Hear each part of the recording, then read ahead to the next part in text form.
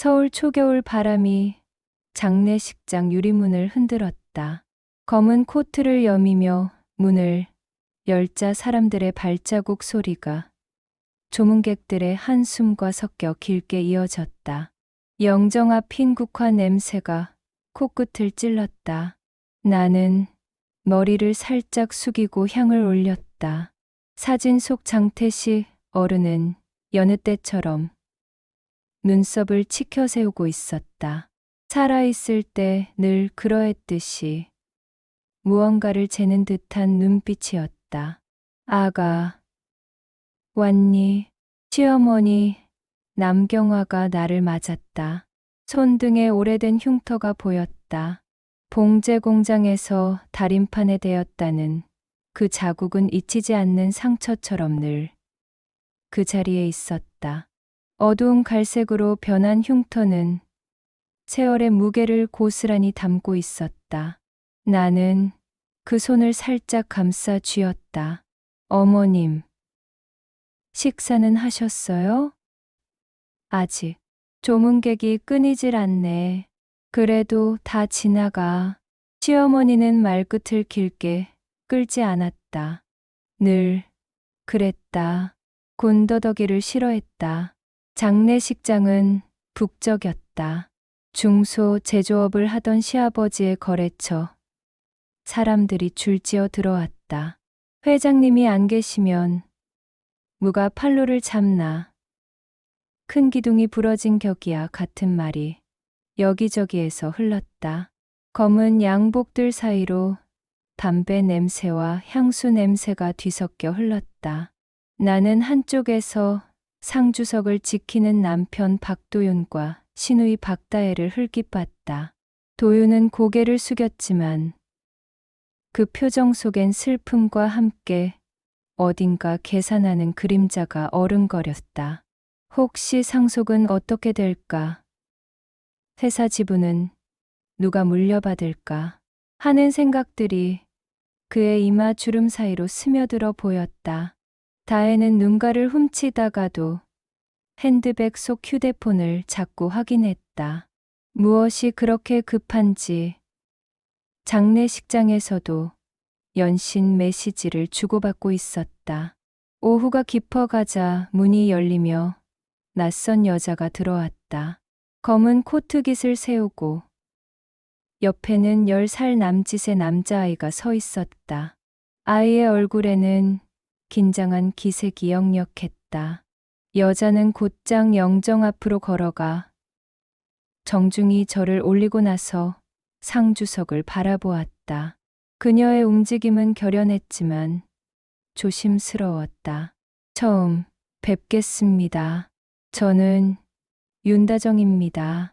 이 아이는 장민규, 고인과 오래 함께 살던 사람입니다. 순간 장내의 공기가 얼어붙었다. 누군가 국화를 떨어뜨렸고 누군가는 헛기침을 했다. 조문객들의 수근거림이 파문처럼 번졌다. 남편이 벌떡 일어나 목소리를 높였다. 무슨 말씀을 그렇게 여기가 어디라고. 그의 목소리는 떨렸다. 분노인지 당황인지 알 수 없는 감정이 섞여 있었다. 주변 사람들의 시선이 모두 이쪽으로 쏠렸다. 여자는 침착하게 준비해온 서류 봉투를 열어 보여줬다. 생활비, 송금, 내역, 아이 출생신고, 사진들입니다. 시끄럽게 하려 온 게 아닙니다. 다만 마지막 인사와 아이의 아버지 앞에서 절이라도 하려고요. 서류들은 정갈하게 정리되어 있었다. 은행 통장 사본에는 매달 일정한 금액이 송금된 기록이 빼곡했다. 출생신고서에는 아버지란에 장태식이라는 이름이 또렷했다. 몇 장의 사진에는 시아버지가 아이와 함께 있는 모습이 담겨 있었다. 놀이공원에서, 식당에서, 작은 아파트 거실에서 나는 등줄기를 타고 식은땀이 흘러내리는 걸 느꼈다. 시어머니가 아주 잠깐 미세하게 흔들리는 것을 보았다.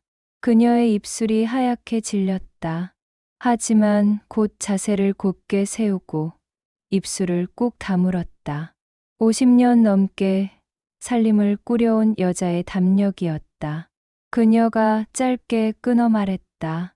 조용히 합시다. 여긴 고인을 보내는 자리요. 목소리는 낮았지만 단호했다. 장내의 감도는 술렁거림을 단숨에 가라앉혔다. 여자는 더 이상 말을 잇지 않았다. 다만 아이가 영정 앞에서 조용히 아빠, 안녕히 가세요라고 했을 때 장내는 다시 한번 파문이 일었다. 아이의 목소리는 맑았다. 그 맑음이 오히려 어른들의 복잡한 마음을 더욱 혼란스럽게 만들었다. 어떤 친척은 혀를 찾고 어떤 거래처 사장은 고개를 절레절레 흔들었다. 세상에 이런 일이 하는 중얼거림이 여기저기에서 터졌다. 나는 시어머니의 옆에 바짝 붙어 앉자 그녀의 떨림을 대신 받아내고 있었다. 그녀의 손이 내 손을 꽉 눌렀다. 그 손의 온도로 나는 그녀가 얼마나 충격받았는지 알 수 있었다. 하지만 그녀는 끝까지 품위를 잃지 않으려 했다. 등을 곧게 펴고 시선을 흔들리게 하지 않았다. 밤이 깊어지자 조문객이 한산해졌다. 상주석 옆 작은 룸에는 낮은 소리들이 모였다. 남편과 시누이 다해 그리고 몇몇 친척들이 서류를 들여다보며 수군거렸다. 인지가 되면 상속 비율이 도윤의 목소리였다. 우리 몫이 줄어들어? 다혜가 날카롭게 물었다. 유전자 검사라도 해봐야 하는 거 아니야? 어느 친척이 끼어들었다. 돈 이야기가 오가는 순간 죽음의 슬픔은 어디론가 사라져 버렸다. 나는 그 소리들을 외면하고 물컵에 따뜻한 차를 따라 시어머니 손에 쥐어드렸다. 그녀가 내 손을 살짝 눌렀다. 나윤아, 네, 어머님, 사람 인생이란 게 한 줄로 안 써져. 굽이굽이 돌아가. 오늘도 결국 또 한 고개를 넘네. 그 말 한마디에 오래 쌓인 체념과 겸손, 그리고 묵은 의지가 함께 묻어 있었다. 시어머니는 살면서 얼마나 많은 예상치 못한 일들을 견뎌왔을까. 봉제 공장에서 손에 입은 화상도, 남편의 사업 실패도, 자식들의 말썽도, 그리고 이제 남편의 죽음과 함께 드러난 이 비밀까지. 영정 앞 촛불이 흔들렸다. 희미한 불빛이 시어머니의 얼굴에 그림자를 만들었다. 나는 속으로 비나이다. 비나이다 하며 두 번 눈을 감았다. 내 마음 속에서도 뭔가 큰 물줄기가 방향을 바꾸려 하는 소리가 났다. 새벽이 오자 여자와 아이는 조용히 자리를 떴다. 아무도 그들을 붙잡지 않았다. 다만 그들이 남기고 간 서류들만이 테이블 위에 놓여 있었다. 명백한 증거들, 부정할 수 없는 진실들. 시어머니는 마지막까지 그 자리를 지켰다. 촛불을 끄고 국화를 정리하고 영정을 천천히 내려다보았다. 고생 많았다, 영감. 그 말이 새벽 공기에 스며들었다. 용서인지 원망인지 알 수 없는 복잡한 감정이 담긴 작별이었다. 장례가 끝나고 집안에는 금방 먼지가 앉았다. 각자 자기 자리로 돌아간 것 같았지만 사실은 더 큰 소란이 기다리고 있었다. 시아버지의 책상 위에는 처리해야 할 서류들이 산더미처럼 쌓여 있었다. 회사 관련 문서, 은행 통장, 그리고 아직 열어보지 못한 우편물들. 남편 도윤은 매일 그 앞에 앉아 뭔가를 뒤적거렸지만 정작 중요한 결정은 미루고만 있었다. 일주일이 지난 어느 오후 현관문이 요란하게 열렸다. 신우이 박다혜가 들어왔는데 평소와는 사뭇 다른 모습이었다. 얼굴에는 화장을 진하게 했고 입고 온 원피스도 평소보다 화려했다. 무엇보다 손가락에서 번쩍이는 것이 눈에 띄었다. 오빠, 엄마, 나 결혼해. 그녀가 흔든 손가락에는 큼지막한 다이아 반지가 빛나고 있었다. 보석상에서나 볼 법한 크기였다. 햇빛이 들어오는 창가에서 반지는 무지개빛 광채를 흩뿌렸다. 다혜는 마치 광고 모델처럼 손을 이리저리 움직여 보였다. 와, 정말 크다. 나는 솔직한 감탄을 금할 수 없었다. 다혜가 꺼내 보인 명함에는 금박 글씨로 에메랄드 그룹 부사장 진태범이라는 직함이 적혀 있었다. 명함 재질도 일반적인 것이 아니라 두툼하고 고급스러워 보였다. 명함 한쪽 구석에는 회사 로고가 양각으로 새겨져 있었다. 키가 크고 말끔하게 차려입은 남자가 뒤에서 뿌벅 인사했다. 정장은 맞춤복처럼 몸에 딱 맞았고 넥타이 핀까지 반짝였다. 손목에 찬 시계도 명품처럼 보였다. 처음 뵙겠습니다. 진태범입니다. 다혜 양에게 많은 사랑을 받고 있습니다.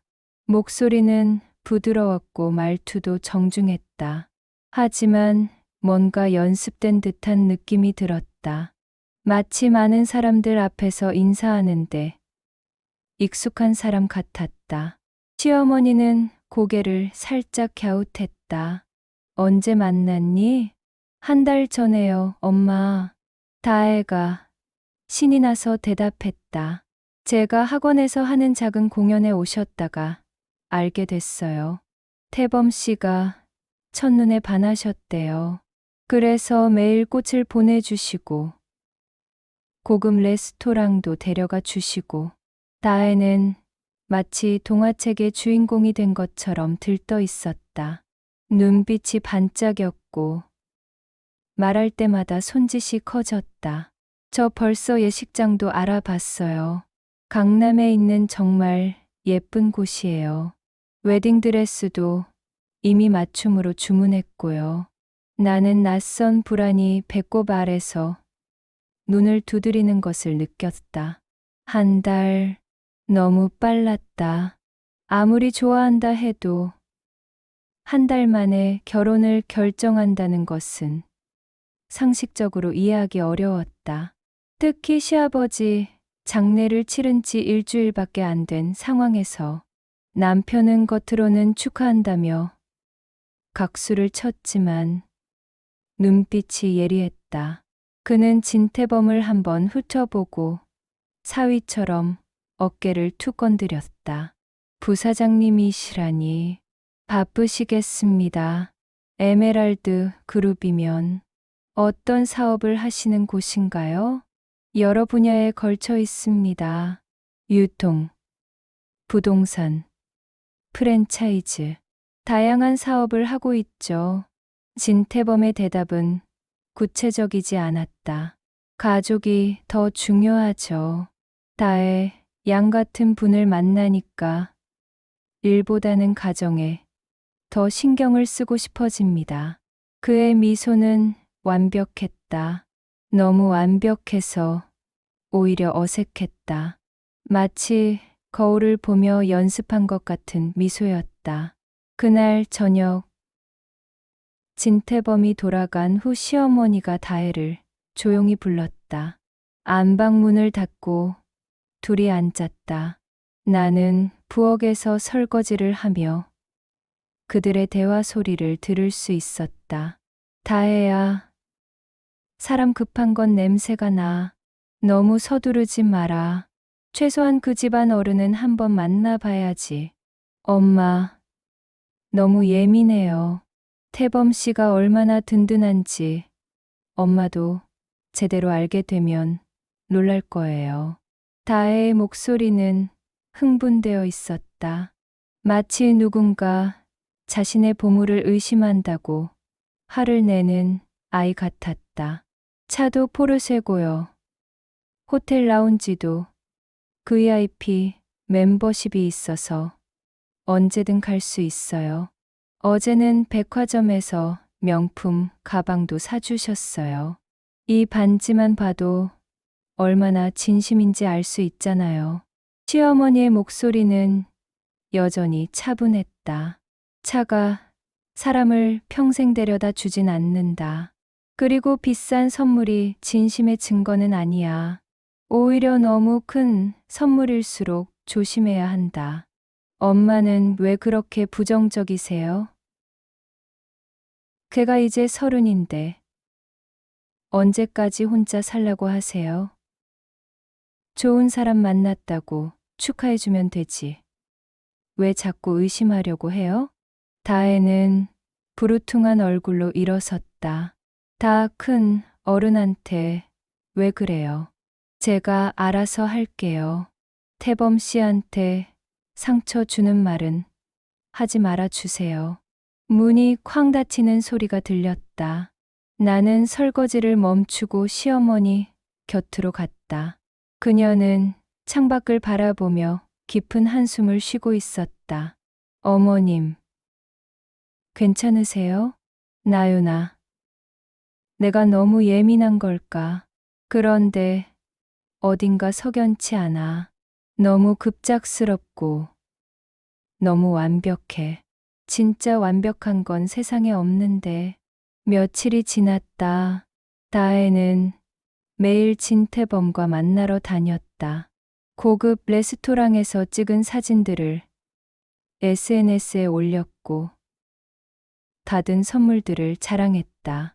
명품 핸드백, 보석 귀걸이, 비싼 향수.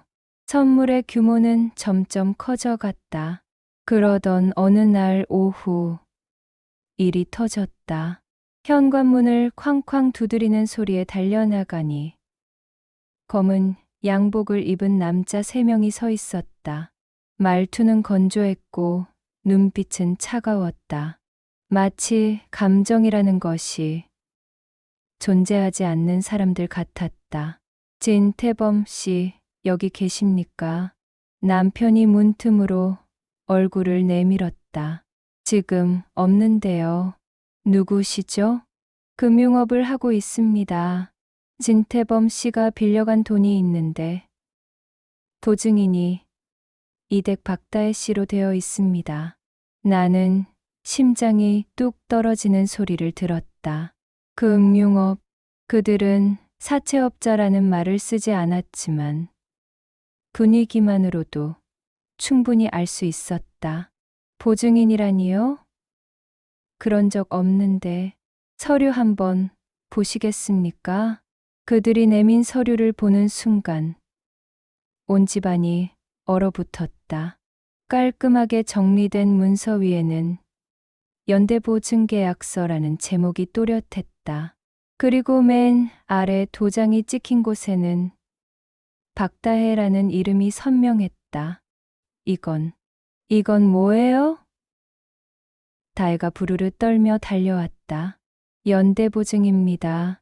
진태범 씨가 10억을 빌려갔는데 박다혜 씨가 보증을 서신 거죠. 혹시 기억 안 나세요? 다혜는 서류를 빼서 들여다봤다. 얼굴이 하얗게 질렸다. 그때 그 서류가 집 계약서라고 해서 그냥 사인하라고 해서 저는 단순히 증명하는 서류인 줄 알았어요. 증명하는 서류 맞습니다. 채무를 보증한다는 증명이죠. 남자들은 감정 없는 목소리로 계속했다. 기한은 지났고 이자도 붙었습니다. 현재 총 12억 원입니다. 일주일 안에 변제하지 않으면 법적 절차를 진행합니다. 법적 절차라니. 그게 뭔데요? 다혜가 울먹였다. 재산 압류, 경매, 그런 절차들이죠. 연대보증인은 주채무자와 같은 책임을 집니다. 그 말을 듣는 순간 다혜는 바닥에 무릎을 꿇었다.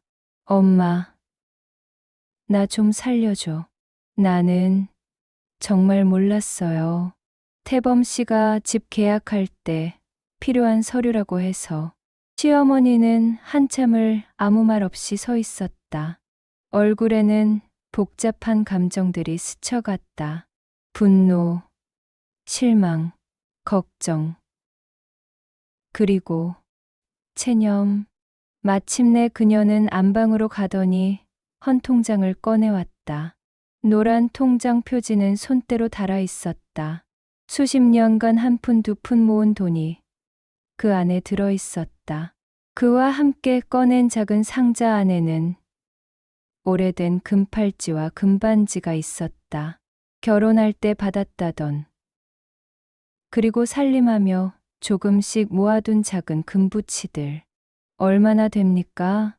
통장에 있는 돈하고 이것들 다 합쳐도 3억 정도밖에 안 될 것 같은데요. 시어머니는 그것들을 한 줌 쥐고 말없이 다의 손에 쥐어줬다. 우선 이것부터 가져가세요. 나머지는 시간을 좀 주세요. 일주일입니다. 하루라도 늦으면 절차 진행합니다. 검은 양복들이 문을 나서자 집안은 무덤처럼 조용해졌다. 다혜는 계속 울고 있었고 남편은 벽에 머리를 기대고 서 있었다. 나는 그 순간 시어머니의 손등, 흉터가 다시 불에 데이는 듯 붉어지는 걸 보는 것 같았다. 오래된 상처가 다시 아픈 것처럼 그녀의 온 삶이 다시 아파하고 있었다. 어머님, 나는 그녀의 어깨에 손을 올렸다. 나윤아, 그녀의 목소리는 쉬어 있었다.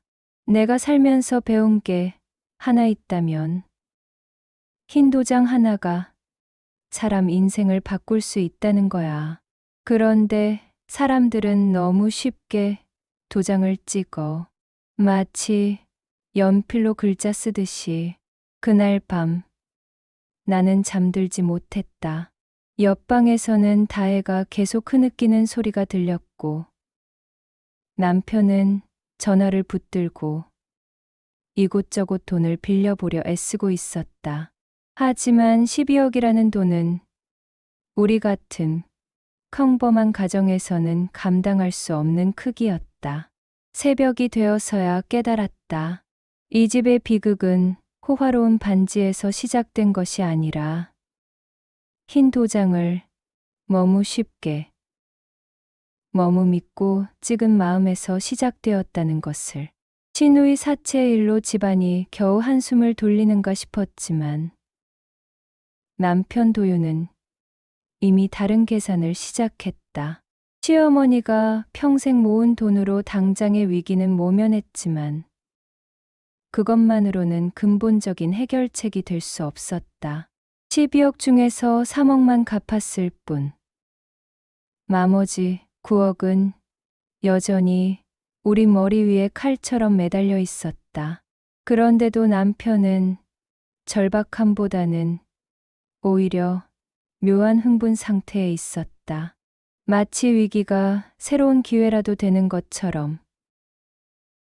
그는 매일 컴퓨터 앞에서 부동산 사이트를 뒤적거렸다.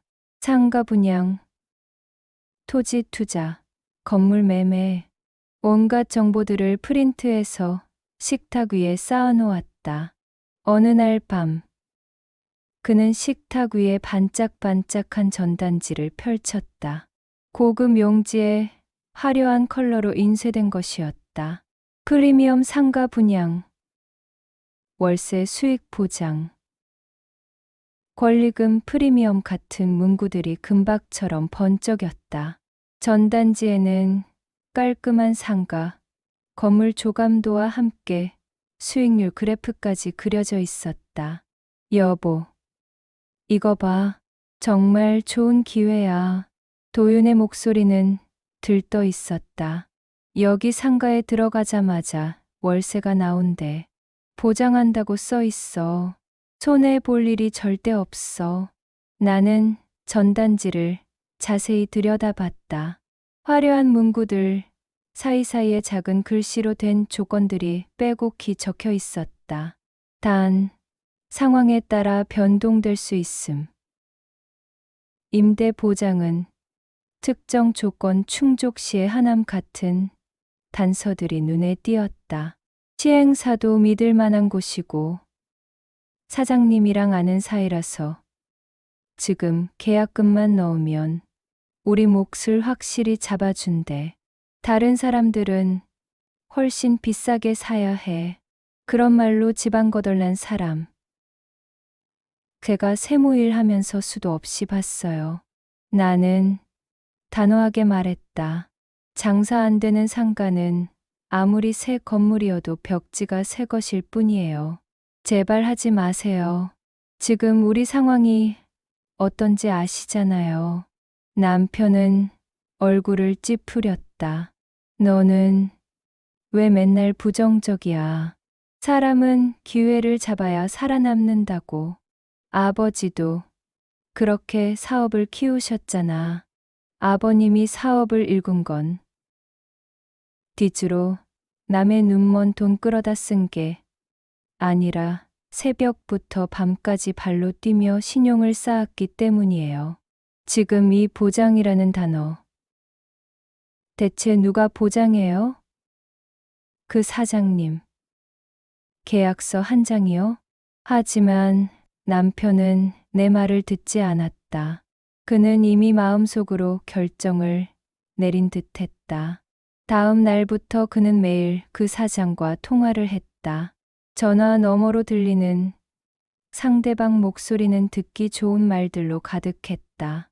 박 사장님, 이런 기회는 흔하지 않습니다. 다음 주면 분양가가 오를 예정이에요. 네, 알겠습니다. 계약금은 언제까지 준비하면 되나요? 빠르면 빠를수록 좋죠. 좋은 자리는 금방 나가니까요. 일주일 뒤 남편은 나 몰래 또 다른 사채업자를 찾아갔다. 나는 통장을 확인하고 나서야 그 사실을 알았다. 예금 잔액이 텅 비어 있었을 뿐만 아니라 마이너스로 찍혀 있었다. 손이 떨렸다. 당신, 이 돈 어디서 가져왔어요? 나도 남자야. 한번 크게 벌어보고 싶다고. 도윤의 목소리는 거칠었다. 월세 들어오기 시작하면 다 해결돼. 매달 몇백씩 들어온다니까. 지금 우리가 갚아야 할 돈이 얼마인데요? 9억에다가 또 얼마를 빌린 거예요? 5억. 그런데 걱정 마. 이번엔 확실해. 계약서에도 월세 보장한다고 명시되어 있어. 나는 그 계약서를 달라고 했다. A사 용지 여러 장으로 된 계약서는 법률 용어들로 빼곡했다. 하지만 자세히 읽어보니 함정이 가득했다. 임대 보장은 입주율 80% 달성 시 적용. 상가 완공 후 6개월 이내 임대업체 확정 시 유효 같은 조건들이 도처에 숨어 있었다. 그러나 공사 현장에는 어느 날 갑자기 공사 중단, 현수막이 걸렸다. 처음에는 일시적인 문제라고 생각했다. 허가 문제, 자재 수급 문제, 흔히 있는 일이라고 여겼다. 하지만 며칠이 지나도 달라지는 건 없었다. 현장 사무소에 찾아가니 직원들은 모호한 답변만 반복했다. 시행사가 바뀌게 됐습니다. 허가가 좀 지연되고 있습니다. 곧 재개될 예정입니다. 구체적인 일정도 명확한 해결책도 없었다. 약속했던 임대 문의는 묵묵부답이었다. 상가 홍보 사이트는 어느새 접속이 안 됐고 그 사장이라는 사람의 전화는 계속 꺼져 있었다. 보장한다던 월세는 그림의 떡이 되어버렸다. 그리고 그날이 왔다. 집 초인종이 또 울렸다. 이번에는 더 굵직한 구두 발소리였다. 문을 열자 덩치 큰 남자 2명이 서 있었다. 이전의 사채업자들보다 더 위압적이었다. 박 사장. 나와. 목소리부터 달랐다. 협상의 여지가 없다는 어조였다. 그들이 문에 붙인 것은 빨간 글씨로 된 독촉장이었다. 최종 통지. 오늘 안 갚으면 강제 집행 절차 밟습니다라는 무서운 문구들이 눈에 들어왔다. 강제 집행이라니 그게 뭔가요? 나는 떨리는 목소리로 물었다. 재산 압류죠. 집, 차, 통장.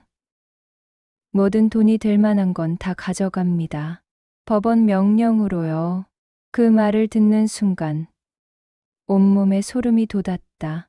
절차가 무엇인지 한국에서 모르는 사람은 없다. 빨간 딱지가 붙으면 그 집은 끝이다. 나는 순간 다리가 풀리는 걸 느꼈다. 눈앞에 아득한 검은 점들이 떠다녔다. 시간은 오늘 밤 12시까지입니다. 하루라도 넘기면 바로 법원에 신청 들어갑니다. 밤이 깊어지자 시어머니가 반찬통을 들고 우리 집 문을 열었다. 평소처럼 된장국과 밑반찬을 가져온 것이었다. 하지만 안방에서 돈이 어딨다고 하늘에서 떨어뜨려 줄 아냐 하는 남편의 고함 소리가 터져 나왔다. 시어머니가 놀라 반찬통을 떨어뜨렸다. 뚜껑이 열리면서 된장국이 바닥에 쏟아졌다. 구수한 냄새가 집안에 퍼졌지만 그 냄새조차 쓸쓸하게 느껴졌다. 이게 무슨 소리냐, 도윤아. 내가 지금 무슨 짓을. 남편은 화가 난 얼굴로 소리쳤다. 엄마가 알아서 뭐 하려고. 내가 알아서 해결할 거니까 신경 끄세요. 어차피 엄마 돈도 다 떨어진 거 아니에요? 그 말은 너무 잔인했다. 평생 자식을 위해 희생해온 어머니에게 할 말이 아니었다. 시어머니는 조용히 눈을 감았다 뜨더니 내 쪽을 봤다. 그 눈빛에는 깊은 실망이 담겨 있었다. 나는 입술을 깨물며 고개를 저었다. 어머님, 안 돼요. 이번엔 정말 안 돼요. 어머님 돈은 노후 자금이에요. 다 써버리면 어떻게 하세요? 애미야. 알아. 그런데 사람이 빠져 죽게 생겼는데 물에 손이라도 내밀어 봐야지. 그녀는 결국 또 무언가를 꺼내려 했다. 안방 깊숙한 곳에 숨겨둔 마지막 비상금이었다. 결혼할 때 친정에서 줬던 마지막 금반지. 그리고 평생 아껴왔던 작은 적금 통장. 나는 그 손을 붙잡고 싶었다. 더 이상 희생하지 말라고. 이제 그만하라고 소리치고 싶었다. 하지만 붙잡을 수 없다는 걸 알았다. 그 손이 움직이는 건 모성애 때문이었고 그걸 막는 건 너무 잔인한 일이었다. 그 손등의 흉터가 마치 내 손등에도 번지는 것처럼 아려왔다.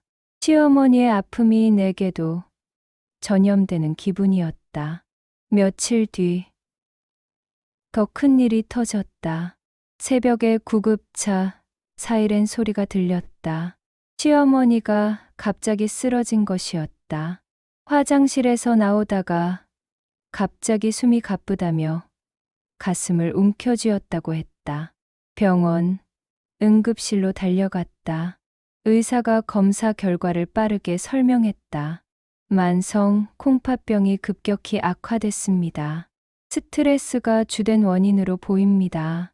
당장 투석을 시작하셔야 합니다. 투석이요? 네. 바로 시작하지 않으면 생명이 위험합니다. 주 3회, 한 번에 4회, 6시간씩 받아야 하고 평생 계속해야 할 수도 있습니다. 나는 그 말의 무게를 고스란히 받아들여야 했다. 침대에 누운 시어머니의 손이 떨렸다. 그 떨림이 내 심장으로 전해졌다. 나는 그 손을 잡고 다시 숨을 고르는 법을 배워야 했다. 밖에서는 사채업자들이 계속 전화를 걸어왔다. 벨소리가 끊이지 않았다. 경고음처럼 우리에게 시간이 얼마 남지 않았다는 걸 알리는 것 같았다. 병실 창문으로 보이는 하늘은 회색이었다. 그 회색 하늘 아래서 우리 가족은 점점 더 깊은 수렁으로 빠져들고 있었다. 흰 도장 하나가 불러온 재앙이 이제 생명까지 위협하고 있었다. 투석실은 일정한 기계음으로 가득했다. 윙윙거리는 투석기 소리, 주기적으로 울리는 알람, 그리고 환자들의 숨소리가 뒤섞여 독특한 리듬을 만들어냈다. 하얀 커튼 뒤로 희미한 신음소리가 섞여 들렸다. 이곳의 시간은 바깥 세상과 달리 흘렀다. 모든 것이 느리고 조용하고 무거웠다. 시어머니 팔에는 투석용 도관이 삽입되어 있었다. 붉은 혈액이 투명한 관을 타고 기계로 들어갔다가 깨끗해져서 다시 몸속으로 돌아왔다. 그 과정을 지켜보는 것만으로도 가슴이 아팠다. 살기 위해서 몸의 일부를 기계에 맡겨야 한다는 것이 얼마나 무력한 일인가. 투명한 투석액이 천천히 드나들었다. 한 번 투석을 받으려면 최소 4시간, 때로는 6시간까지 걸렸다. 그동안 시어머니는 침대에 누워 움직일 수도 없었다. 이 병실은 시간을 길게 느렸다. 밖에서는 하루가 금방 지나가는데 여기서는 1시간이 하루처럼 느껴졌다.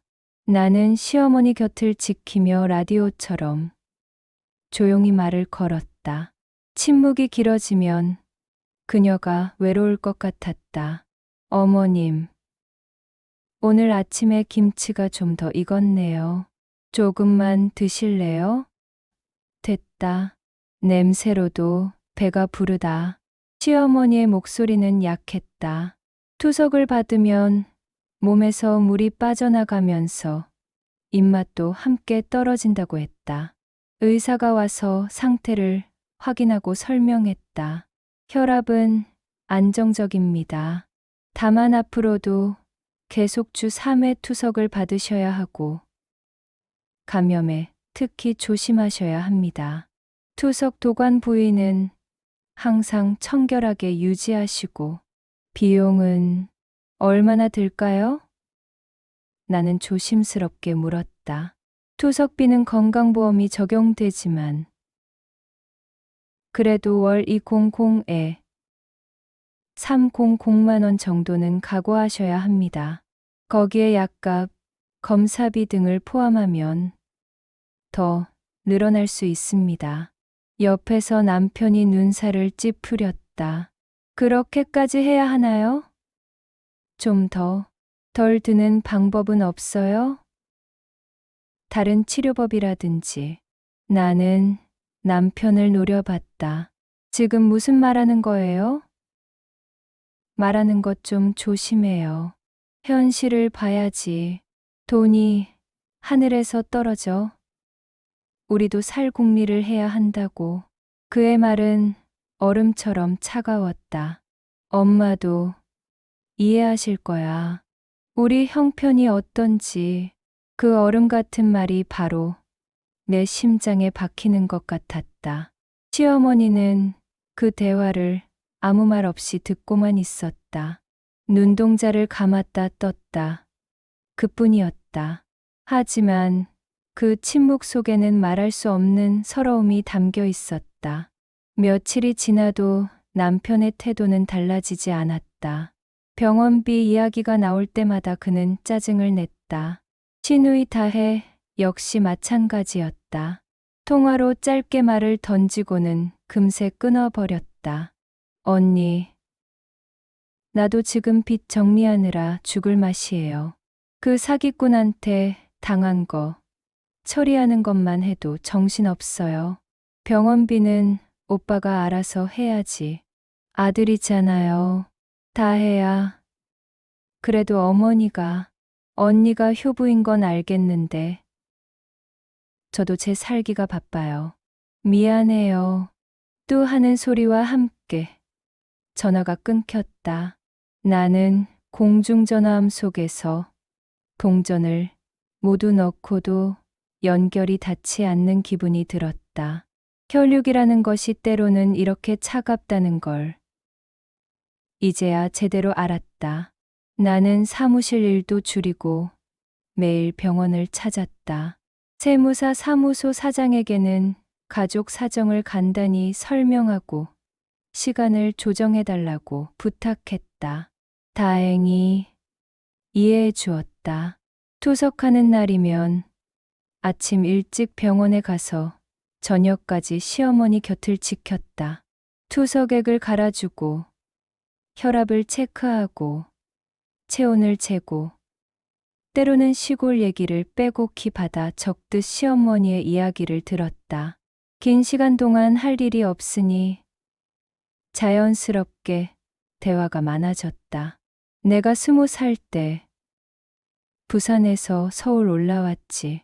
손에 든 거라곤 보따리 하나뿐이었다. 공장도 다녀보고 반찬 공장도 다녀봤다.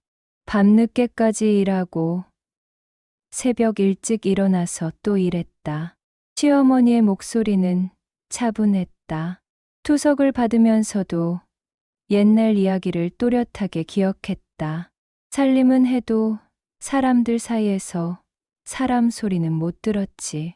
시골에서 올라온 무식한 여자. 그렇게 보는 눈빛들이 많았어. 그래도 애들 밥은 굶기지 말자고. 내 손발이 닳도록 움직였다. 알아요, 어머님. 그 손이 우리 집을 버텨내셨어요.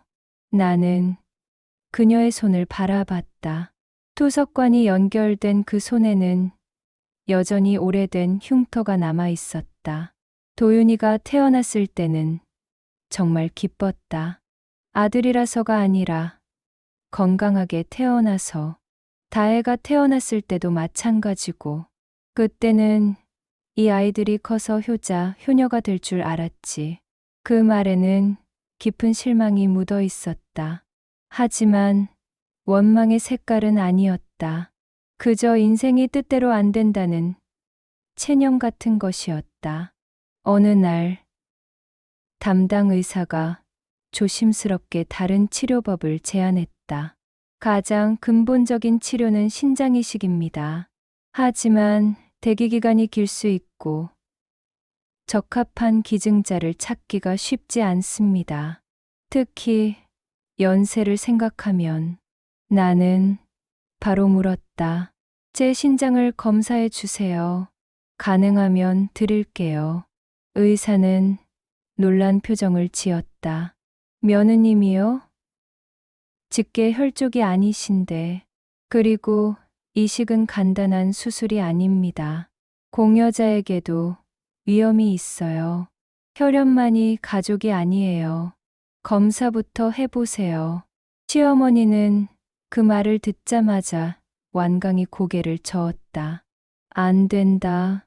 내가 어떻게 그런 일을. 그냥 이대로 투석하면서 사는 대로 살다 갈란다. 젊은 사람 몸에 상처 낼 수는 없어. 어머님. 신장 하나로도 충분히 살 수 있다고 해요. 그리고 안 돼. 절대 안 돼. 시어머니의 목소리가 커졌다. 투석실에서 다른 환자들이 이쪽을 바라봤다. 나는 하루 이틀이 아니라 한 달을 들여 설득했다. 매일 투석실에서, 집에서, 산책할 때마다 같은 이야기를 반복했다. 어머님. 저는 어머님 덕분에 지금까지 버텨왔어요. 시댁에 처음 들어올 때도, 아기 가졌을 때도, 제가 아파서 친정에 갔을 때도 어머님이 뒤에서 서 계셨어요. 이제는 제가 어머님 뒤에 서 있을 차례예요. 나이 든 사람을 살리려고 젊은 사람, 몸을 해친다는 생각은 하지 마세요. 사람은 신장 하나만 있어도 정상적으로 살 수 있대요. 어머님이 건강해지시면 저도 그게 가장 행복한 일이에요. 시어머니의 눈에서 눈물이 또르르 굴러떨어졌다. 내가 왜 나한테 이렇게까지 가족이니까요. 진짜 가족이니까요. 한 달이 지나자 시어머니는 마침내 고개를 끄덕였다. 그럼 의사 선생님하고 한 번만 더 이야기해보자. 정말 너한테 위험하지 않다면. 그날 밤 시어머니는 나를 조용히 방으로 불렀다. 큰 장롱을 벽에서 살짝 떼더니 뒤쪽 구석진 곳에서 작은 금고를 꺼냈다. 낡은 철제 금고였지만 자물쇠는 여전히 단단해 보였다. 오래된 자물쇠를 돌려서 열자 안에서 여러 가지가 나왔다. 노란색 표지의 통장 몇 권, 비닐봉지에 곱게 쌓인 금팔찌와 금반지들, 그리고 접힌 서류 한 뭉치가 나왔다. 이건 내가 평생 모은 적금 통장들이야. 한 달에 몇만 원씩이라도 꾸준히 넣었지. 그리고 이건 그녀가 비닐봉지를 열어 보였다. 살림하면서 하나씩 모은 금부치들. 큰 거는 아니지만 그래도 무게는 있어. 마지막으로 서류를 펼쳐 보였다. 이건 충청도에 있는 작은 반문서. 평수는 얼마 안 되지만 그래도 땅이야. 원래는 애들한테 나눠줄 생각이었는데 나는 그 물건들보다 시어머니의 마음에 더 놀랐다. 가난할수록 자식들을 위해 희생할수록 마지막에 남겨두는 건 대개 이런 작은 것들이다. 하지만 그 작은 것들이 때로는 사람을 살린다. 어머님, 이건 어머님 것이잖아요. 이제 내 맘이 바뀌었다. 사람은 누가 진짜 나를 생각하는지 살다 보면 알게 돼. 피는 물보다 진하다고 하지만 마음은 피보다 더 진할 수가 있어. 다음 날 시어머니는 공증 사무소에 전화를 걸어 변호사를 불렀다. 간단한 유언장을 작성했다. 본인 남경화는 정신이 온전한 상태에서 본인의 모든 재산인 예금 통장과 금부치, 그리고 충청도 밭을 며느리 선아윤에게 유증한다. 사인은 단단했다. 손끝은 떨렸지만 글자는 흐트러지지 않았다. 50년 넘게 써온 자신의 이름을 그 어느 때보다 정성스럽게 썼다. 며칠 뒤 남편과 다혜가 그 소식을 듣고 화를 냈다. 엄마, 우리를 뭘로 보는 거예요? 친자식들을 두고 며느리한테 재산을 다 넘긴다고요? 하지만 시어머니는 더 이상 설명하지 않았다. 사람은 자기가 보고 싶은 대로만 본다. 나는 다 봤다. 누가 내 손을 잡았는지, 누가 내 곁에 있었는지. 그 말이 끝나자 집 안은 조용해졌다. 아무도 반박할 수 없는 진실이었다. 수술 당일 아침. 하늘은 봄의 문턱에서 어정거리고 있었다. 창밖으로 보이는 나무들은 아직 앙상했지만 가지 끝에서 작은 새싹들이 돋아나고 있었다. 겨울이 끝나가고 있다는 신호였다. 수술복을 입고 서로의 손을 잡았다. 시어머니는 웃으려 했지만 입꼬리가 조금 떨렸다. 마취가 무서운 게 아니라 내가 다칠까 봐 걱정되는 것 같았다. 나윤아, 살다 보니 이런 날도 있구나. 그러게요. 엄마, 우리 둘 다 건강하게 나올 거예요. 수술은 5시간이 걸렸다. 복강경 수술로 진행되어서 흉터는 최소한으로 남을 것이라고 의사가 설명했다. 하지만 시간은 길게 느껴졌다. 수술실 앞에서 기다리는 동안 나는 처음으로 후회가 밀려왔다. 정말 괜찮을까? 혹시 내가 무리한 건 아닐까? 하지만 수술실 불빛이 꺼지고 의사가 나왔을 때 그 모든 걱정이 사라졌다. 두 분 다 매우 안정적입니다. 이식된 신장도 잘 작동하고 있고 버브 반응도 없어 보입니다. 성공적입니다. 그 말 한 줄에 세상이 다시 켜졌다. 회복실에서 시어머니는 아주 작은 목소리로 내 이름을 불렀다.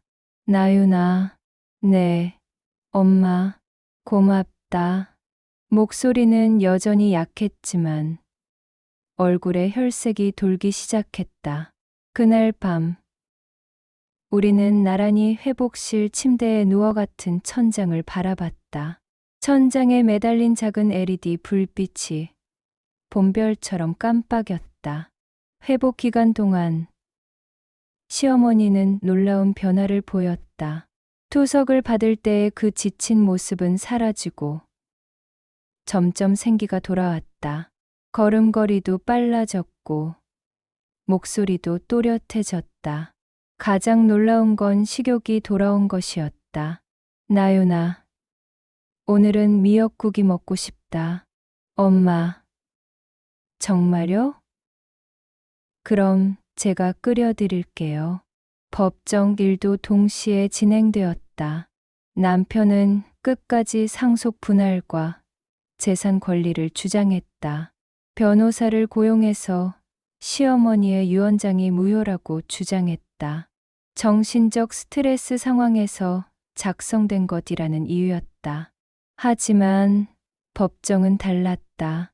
내가 제출한 병원비 영수증들, 간병 기록들, 그리고 시어머니를 돌본 증거들이 차곡차곡 쌓여 있었다.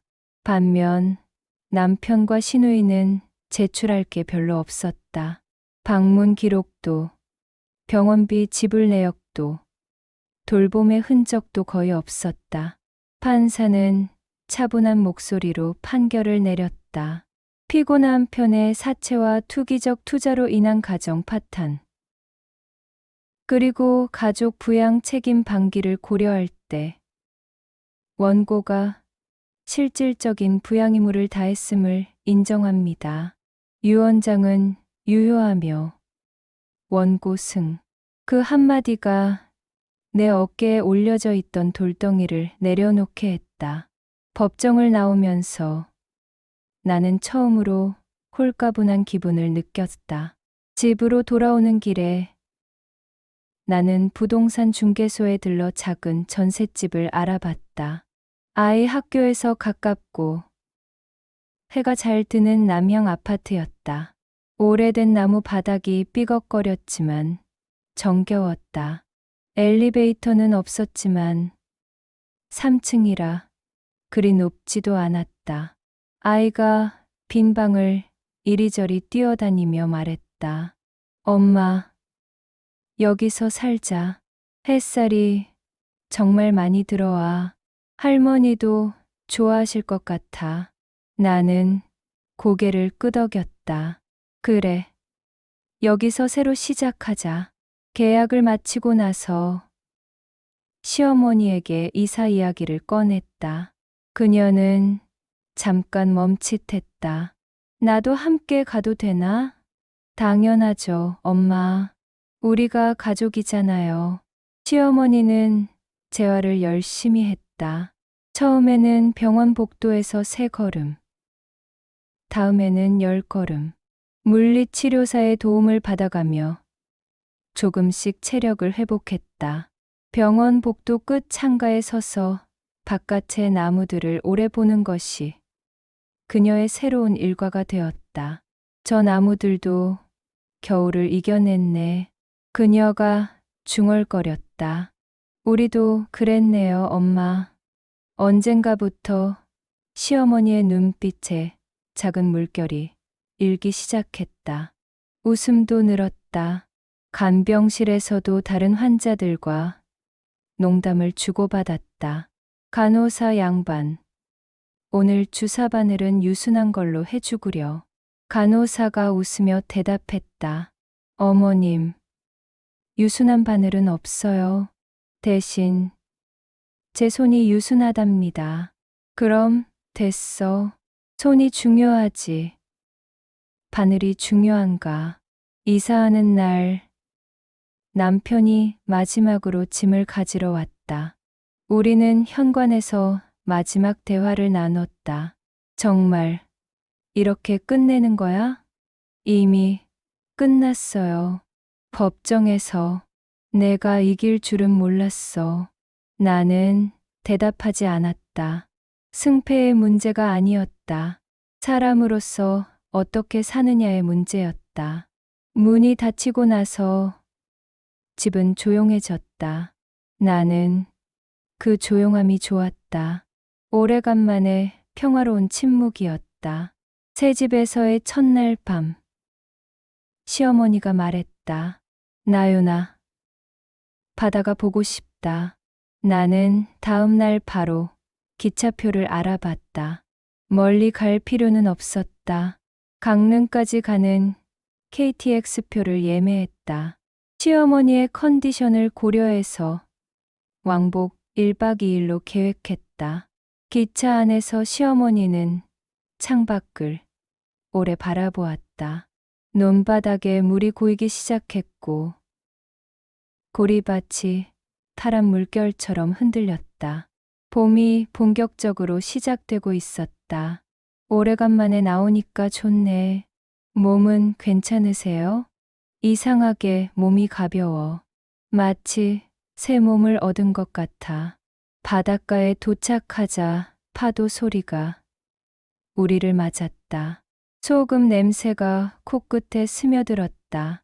시어머니는 깊게 숨을 들이마셨다. 엄마, 신발 벗고 모래 밟아볼까요?